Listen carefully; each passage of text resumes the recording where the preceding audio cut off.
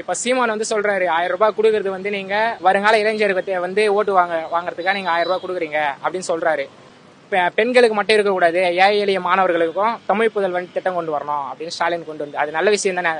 அதை வந்து எப்பவுமே புறந்தள்ளி பேசக்கூடாது இல்லைங்களா? நம்ம சிஎம் பொறுத்த வரைக்கும் பாத்தீங்கன்னா குழந்தைங்கள்ல இருந்து வயசானவங்க வரைக்கும் அவங்கவுங்களுக்கு ஏதோ அவரால் முடிஞ்சதை பண்ணிட்டு இருக்காரு. இதை வந்து நம்ம அப்ரிஷியேட் பண்ணி தான் இருக்கணும்.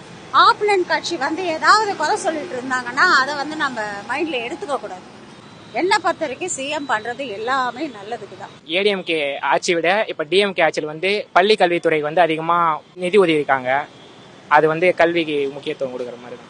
அதெல்லாம் சும்மா 1000 ரூபாய்க்கு பிறந்தானே எப்படி அது என்ன 1000 ரூபாய்க்கு பிறந்தானே எப்படி அது அதெல்லாம் பேச்சுக்கு ஆடுங்க. 1000 ரூபாய்க்கு எப்படி இது ஆயிடாது? திடீர்னு அவர் எப்படி பேசுறாரு அவருக்கே தெரியுமா? திடீர்னு பார்த்தா டிவிலயே கத்துற லப்பலப்புன்னு நம்ம பார்த்து தானே இருக்கிறோம். அது ஆனா ரொம்ப தப்பு. அவர் நல்ல மனசு, அவர் குடிக்கிற பசங்க கஷ்டப்படுறத பார்த்து அவர் படிப்பு செலவுக்கு போறாரு மாசம் மாசம்.